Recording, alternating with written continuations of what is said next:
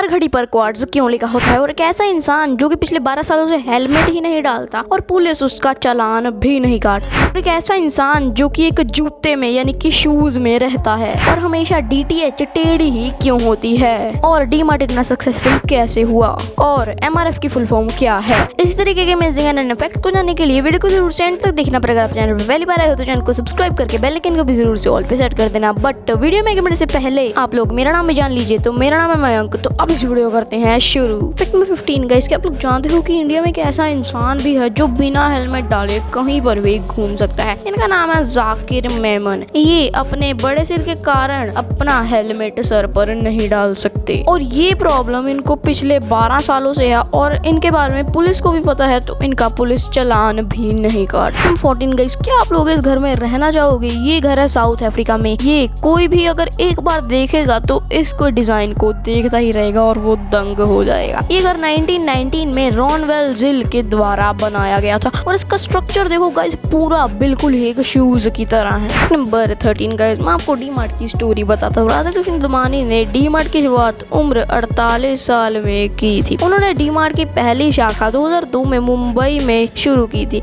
आज डीमार्ट के भारत में 234 शाखा है। राधा कृष्ण दमानी पहले ट्रेडिंग और इन्वेस्टिंग करते थे, बाद में उन्होंने बिजनेस क्षेत्र में कदम रखा। फोर्ब्स के अनुसार आर.के. दमानी भारत के चौथे सबसे अमीर आदमी हैं, और उनकी संपत्ति $16.5 बिलियन की है। मेघालय के ईस्टर्न खासी हिल्स के कोंगथोंग गांव को व्हिस्लिंग विलेज के नाम से जाना जाता है। मेघालय से 56 किलोमीटर दूर इस गांव में हर कोई सीटी बजाकर बात करता है, ना कि कोई भाषा से बात करता है। फैक्ट नंबर 11, कुछ ऐसी स्मेल्स जो कि हम में से काफी सारे लोगों को सीक्रेटली पसंद होती हैं, जैसे पेट्रोल की स्मेल और मिट्टी की स्मेल जो कि बारिश के बाद आती है, और अच्छे और स्वादिष्ट खाने की स्मेल, और कई लोगों को तो पेंट की भी स्मेल अच्छी लगती है, ऐसा एक रिपोर्ट का कहना है।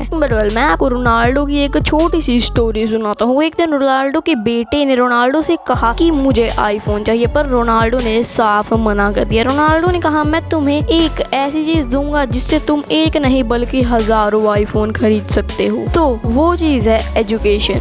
Education is the most powerful weapon which you can use to change the world. Fact number 9 guys, ये देखो टीवी एड्स वाले हमें कैसे बेवकूफ बनाते हैं। ये लोग फ्रेंच फ्राइज को ऊंचा और उठा हुआ दिखाने के लिए स्पंज के ऊपर टूथपिक्स को लगाकर उन पर फ्रेंच फ्राइज लगा देते हैं, जिससे वो फ्रेंच फ्राइज फ्रेश और उठे हुए लगते हैं, और रियलिटी में कुछ ऐसा होता है जो आपको पता ही है। गाइस, ये वाली फोटो को देखो, ये स्टेयर्स हैदराबाद के मेट्रो स्टेशन पर हैं। ये स्टेयर्स ये बताती हैं कि आप कितनी सीढ़ी पर कितनी कैलोरीज बर्न करते हो। जैसे पहली सीढ़ी पर आपने 0.5 कैलोरीज बर्न की, और दूसरी सीढ़ी पर 1 कैलोरी आपने बर्न की। ये स्टेयर्स काफी ज्यादा अमेजिंग है, और ये सभी जगह पर होनी चाहिए। वीडियो देखने में मजा आ रहा है तो इस वीडियो को लाइक कर दो, और चैनल पर अगर पहली बार वीडियो देख रहे हो तो चैनल को सब्सक्राइब कर दो यार, फ्री है बिल्कुल ही।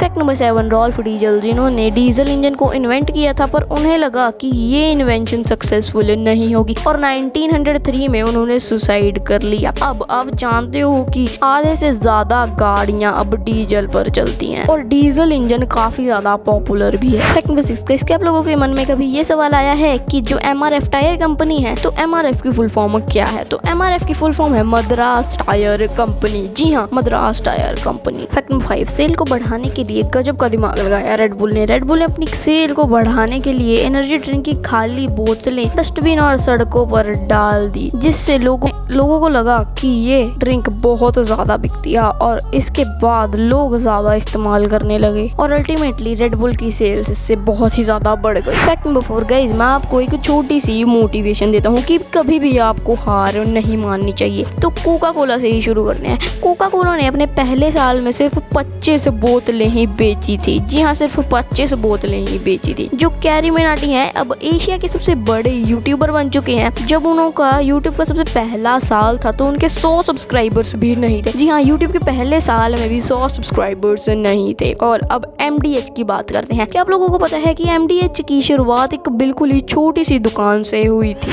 तरीका इसके आप लोग जानते हो कि SRK का जो बंगलो है मन्नत, उसकी कीमत सुनकर आपके होश उड़ जाएंगे। SRK की मन्नत दुनिया के सबसे महंगे घरों में से एक है। तो मन्नत का प्राइस है लगभग 200 करोड़ या फिर उससे भी ज्यादा। ये दुनिया के सबसे महंगे घरों में भी आता है। फैक्ट नंबर 2 गाइस, आपके दिमाग में कभी ये सवाल आया है कि जो DTH की छतरी होती है वो टेढ़ी ही क्यों लगाई जाती है। तो जानते हैं, तो DTH एंटीना सिग्नल को कैच करके पिक्चर्स में बदलता है। इसको टेढ़ा लगाने की वजह है इसकी डिजाइन और फंक्शनिंग। जैसे सिग्नल्स इसके कनकेव सरफेस पे टकराकर रिफ्लेक्ट नहीं करते। अगर हम डिश को एकदम सीधा लगाएंगे तो सिग्नल्स डिश से रिफ्लेक्ट होंगे और टीवी पर कुछ भी नहीं दिखेगा। तो यही एक मतलब था DTH को टेढ़ा लगाने का।